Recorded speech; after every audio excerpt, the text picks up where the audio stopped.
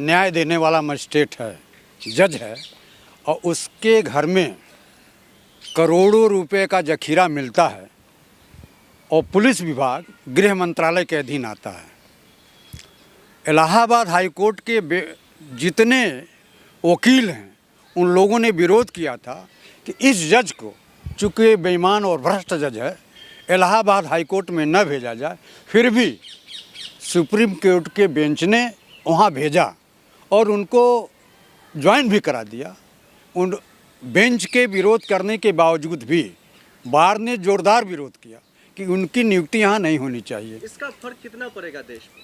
निश्चित रूप से आप बताओ, जो न्याय देने वाला जज है उसके घर में करोड़ों रुपया पकड़ा जाना यह साबित करता है कि जो न्याय देने वाला है वो घूस ले रहा है, और लाख 2 लाख नहीं, करोड़ों रुपए में। तो ये न्यायपालिका भी दागदार हो रही है, न्यायपालिका के साख पर दाग पड़ रहा है। इसीलिए, और चूँकि पुलिस विभाग पुलिस का घेरा है, पुलिस की छावनी है, पुलिस विभाग भारत सरकार के गृह मंत्री के अधीन आता है। गृह मंत्री क्या कर रहे हैं, उसकी जांच किस तरह से कर रहे हैं कि किसी भी प्रकार की जांच जनता के सामने नहीं आ पा रही है, जबकि जनता के सामने आना चाहिए। दूध का दूध और पानी का पानी अलग होना चाहिए।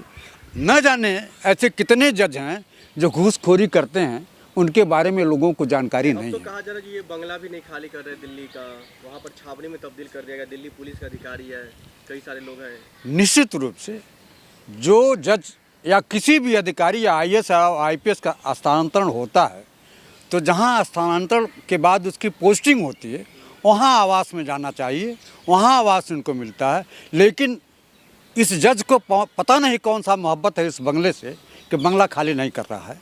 बंगला उसको तत्काल भारत सरकार को खाली कराना चाहिए, दूसरों को अलाट करना चाहिए। बहुत से जज हैं जिनके लिए मकान की आवश्यकता है, उनको मकान नहीं मिल पा रहा है। तो आखिर में भारत सरकार और कानून विभाग, जो कानून विभाग है, जो कानून मंत्रालय है, वो क्या कर रहा है? वो तमाशा देख रहा है। तो इसका छानबीन जो जांच प्रक्रिया है वो कहाँ तक पहुँचे, इस तरह से कोई सार्वजनिक तौर पर नहीं अभी बताया जा रहा है। निश्चित रूप से मेरे समझ से यह सरकार इस पर पर्दा डालने का प्रयास कर रही है। क्या लगता है यशवंत वर्मा साहब जो है जज साहब, उनको बचा कौन रहा है? भारत सरकार के अलावा कौन बचाएगा? सरकार तो कह रही है मैं किसी को नहीं बचाने का कामकाज करूँगा, कोई भी हो अगर गुनहगार है तो उसको सजा मिलेगी। अच्छा, एक बात बताइए, ये जज हैं, जितने भ्रष्टाचारी हैं वो सारे के सारे भारतीय जनता पार्टी में हैं। चाहे आसाम के मुख्यमंत्री को ले लीजिए, हेमंत बिश्व शर्मा हैं। यही प्रधानमंत्री ने कहा था कि करोड़ों रुपए का ये गबन किया है, करोड़ों रुपए की चोरी किए हैं। फिर भी जब इनके दल में शामिल होता है उसको मुख्यमंत्री बना देते हैं। तो कौन भ्रष्टाचारी हुआ? आप महाराष्ट्र में चलिए, महाराष्ट्र में अजीत पवार हैं। अजीत पवार पे करोड़ों रुपए का चोरी करने का आरोप है, भ्रष्टाचार करने का आरोप है। वहाँ का मुख्यमंत्री वर्तमान जो कह रहा था कि अब की बार अजीत पवार चक्की पीसिंग, क्या वो चक्की पीस रहे हैं जेल में? तो कहने का मतलब है कि भारत सरकार या हिंदुस्तान का प्रधानमंत्री सारे भ्रष्टाचारियों को एक सूत्र में पिरोकर अपने दल में शामिल करके सरकार चला रहे हैं। ये भ्रष्टाचारी खुद हैं, भ्रष्टाचार की गंगोत्री में बेतहाशा डुबकी लगा रहे हैं। अब आप बताओ, इन्होंने चंदा ऐसे ऐसे लोगों से लिया, एक जज को बचा रहे हैं। आप कह रहे हैं कि साचारियों को बचाने का ठेका नरेंद्र मोदी ने ले रखा है। जो प्रधानमंत्री गौकशी करने वाले कंपनी से 250 करोड़ रुपया चंदा लेता हो, कोरोना के दौरान सारे सैंपल फेल हो गए थे, उन दवा कंपनियों से हजारों करोड़ रुपया। ये है ना चाचा, जो इलाहाबाद हाईकोर्ट के जो तमाम वकील थे, बार एसोसिएशन है, सबने विरोध किया। वहाँ पर जाकर के ये आप वहाँ पर गए हैं जज साहब, तो इस किस तरीके से और कैसा न्याय मिलेगा? क्योंकि उस पर तो आरोप लग रहा था जो जले हुए नोट उनके हैं, कहाँ से आया है, क्या है?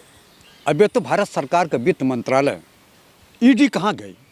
ईडी को जांच करनी चाहिए ना, कि ईडी केवल राहुल गांधी के लिए, कि ईडी केवल सोनिया गांधी के लिए, ईडी कांग्रेस के लोगों के लिए। आपको बताऊं ये पूरी की पूरी सरकार भ्रष्टाचार के आकंठ में डूबी है और कानून व्यवस्था और डॉक्टर भीमराव अंबेडकर जो हमारे संविधान निर्माता है, जो भारत सरकार के पहले कानून मंत्री थे, ये कहते हैं कि हम सम्मान करते हैं और जब पार्लियामेंट में पहली बार चुनाव जीत करके आते हैं तो साष्टांग प्रणाम करते हैं। लेकिन 14 तारीख को जब पूर्व कानून मंत्री बाबा साहेब भीमराव अंबेडकर की जयंती होती है तो उनकी जयंती में हिंदुस्तान का होम मिनिस्टर नहीं जाता है, हिंदुस्तान का प्रधानमंत्री नहीं जाता है और वहाँ श्रद्धांजलि न दे करके ये हरियाणा में जा करके पब्लिक मीटिंग करते हैं। तो उन्होंने कानून को नहीं माना। आप लोग जो जिस तरीके से आरोप लगा रहे हैं, गंभीर आरोप कई विपक्षी पार्टी भी लगा रही है यशवंत वर्मा पर, ये तो अभी साबित नहीं हुआ है ना, जांच चल रही है। अब आप बताओ साबित क्या है? जब आपके घर में करोड़ों रुपया आया कहाँ से, यह तो बताने का आम जनता को प्रयास करें। हमारा रुपया है ही नहीं। आप बड़े अच्छे आदमी हो भाई, आपके घर में करोड़ों रुपया चला जाए तो बिना आपकी सहमति से जाएगा क्या? बंद कमरे में रहेगा क्या? वो रुपया आया कहाँ से? किसी भी जज के घर पर इंटेलिजेंस लगी होती है। मामला लगभग 1 से 1.5 महीना से ज़्यादा का वक्त हो गया है, उसके बावजूद भी अभी तक क्या हुआ क्या नहीं हुआ, कहाँ तक जांच पहुँची है? अब एक बात बताइए कि जब तक गृह मंत्रालय नहीं चाहेगा जांच प्रभावित रहेगा। आप ये कहना चाहते हो अमित शाह जी बचा रहे हैं उनको? निश्चित रूप से भारत सरकार बचा रही है, चाहे प्रधानमंत्री बचा रहे हो, चाहे कानून मंत्री बचा रहे हैं और चाहे होम मिनिस्टर बचा रहे हैं। बचा तो यही लोग रहे हैं। इनको फायदा क्या होगा सरकार को बचाने से? सरकार इनकी बदनामी नहीं हो रही है। जिस देश की न्यायपालिका बिकी हुई हो, जिस देश का जज बिका हुआ हो, करोड़ों और लाखों रुपया लेकर के मुकदमे का डिग्री दे रहा हो, मुकदमे का निर्णय दे रहा हो, उस देश का क्या होगा जहाँ न्यायपालिका बिकी है, कार्यपालिका बिकी है, विधिपालिका बिकी है, पत्रकार बिके हुए हैं। आपके मुताबिक ना सब बिके हुए, लेकिन सरकार तो दावा कर रही है जो हमारी सरकार में सबसे ज़्यादा न्यायपालिका अपने न्याय के तरीके से कामकाज कर रहे हैं, कानून व्यवस्था पूरी तरीके से मतलब अच्छे से कामकाज कर रही है। जिस सरकार में 5-5 न्यायाधीश इस सरकार के खिलाफ में पत्रकार वार्ता करते हों, उस सरकार के बारे में आप क्या कहना चाहेंगे? सरकार की नीतियों के विरुद्ध, सरकार के गलत निर्णय के विरुद्ध 5-5 न्यायाधीश पत्रकार वार्ता में पूरी खुली चुनौती सरकार को देते हैं कि न्यायपालिका में भ्रष्टाचार हो रहा है, न्यायपालिका में नीतियों और सिद्धांतों के आधार पर काम नहीं हो रहा है। तो इसके बारे में आप क्या कहेंगे? पूरी की पूरी दाल काली है और ये सरकार उस दाल को बचाने का प्रयास करती है। निश्चित रूप से इस देश के लिए, इस देश के संविधान के लिए, इस देश के कानून के लिए एक खतरा है।